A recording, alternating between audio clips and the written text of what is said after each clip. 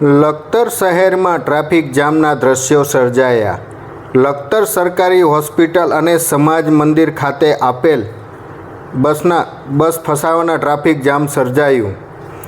ડાયવર્ઝનમાં બસ ફસાતા લખતર બસ સ્ટેન્ડમાં અન્ય બસોને stand by રાખવામાં આવી. બસ ફસાવાના કારણે બસ તેમજ બસમાં સવાર પેસેન્જરો 3 કલાક સુધી અટવાયા.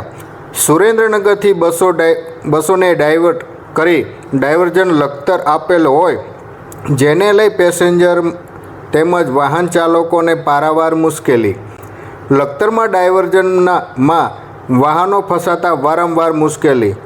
અટવાયેલા મુસાફરો દ્વારા એસટી ડેપોના અધિકારીઓ સમક્ષ રોષ વ્યક્ત કર્યો. લખતર શહેરમાં આવેલ હાઈવે રોડથી મામલતદાર સુધી સીસી રોડનું કામ ચાલી રહ્યું છે, ત્યારે લખતર સરકારી હોસ્પિટલ પાસે અને સમાજ મંદિર પાસે ડાયવર્ઝન આપવામાં આવ્યું છે.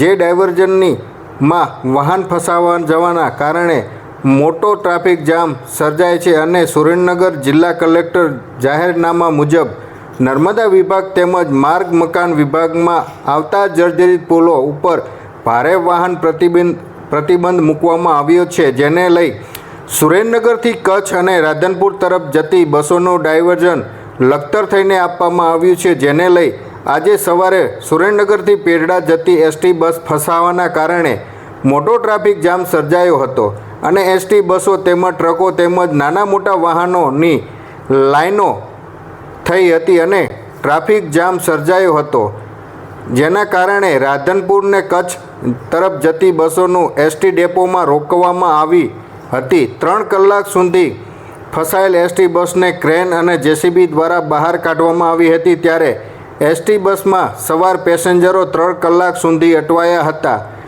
અને પરેશાન થયા હતા. ટ્રાફિક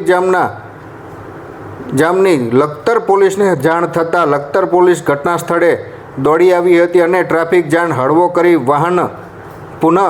વાહન વ્યવહાર શરૂ કરવામાં આવ્યો હતો. ડાયવર્ઝનમાં પાણી લીકેજના કારણે અવારનવાર વાહનો ફસાવાનો બનાવ દિવસે ને દિવસે સામે આવી રહ્યા છે, ત્યારે તંત્ર દ્વારા ઝડપીથી ડાયવર્ઝનનું સમારકામ કરી યોગ્ય રસ્તો બનાવવા માટે ગ્રામજનો તેમજ વાહન ચાલકોની અને રાહદારીઓની ઉગ્ર માંગ ઉઠવા પામી છે. અહીંયા લખતર બસ સ્ટેશનમાં 3 થી 4 ગાડીઓ અટકાયેલી છે. સુરેન્દ્રનગરથી મોરબી જતી બસ બી અહીંયા અટકાયેલી છે. લખતરથી બસ લેવાની હતી, પણ છતાં હજી 1.5 કલાકથી એની બસ અટકાયેલી છે. હજુ તો ડાયવર્ઝન આપેલું છે, એ બી બંધ થઈ ગયેલું છે. પછી બસ હજી અહીંયા કેટલા ટાઈમ અટકાઈ રહેશે? બસ ફસાયેલી છે, છતાં કોઈ નિવારણ નથી. કોઈ એના કોઈ અધિકારીઓ કોઈ ઓલું નથી કરતા નિર્ણય. આથી અમે બધા પેસેન્જરો અને નોકરીઓ હોય જે હળવદ અપડાઉન કરતા હોય તો એને શું કરવાનું? એને તો પોતાના દનિયા પાડવાના. તમે પોતાના દનિયા ફાળવી લ્યો છો તો બીજાના દનિયાનું શું કરવાનું? કારણ કે શોધો સરકારને જે માહિતી આપો, કઈ રીતનો રૂટ સારો એવો રૂટ આપવો, જેથી કરીને ગામડાનું પબ્લિક શહેરનું પબ્લિક હેરાન ન થાય, એવી અમારી નમ્ર વિનંતી સરકારશ્રીને કરી. બસમાં એકબીજાના લઈ લઈએ. અહીંયા અધવચ્ચે અમને ઊભા રાખ્યા છે. આવું છે મોરબી, બરાબર. સવારના લખતર ઊભા છીએ, લખતર મુકામે મને હલવાડ્યા છે.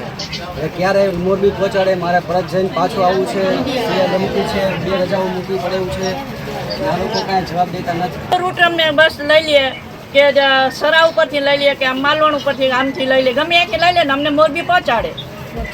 મોરબી જવાનું છે અને લખતર મુકામે ઊભા છીએ. આગળ જે ડાયવર્ઝન આપેલું હતું એ પણ બંધ થઈ ગયું છે. હવે આગળ જવાનો રસ્તો નથી અને અહીંયા કંઈ નિરાકરણ લાવતા નથી કોઈ અધિકારીઓ.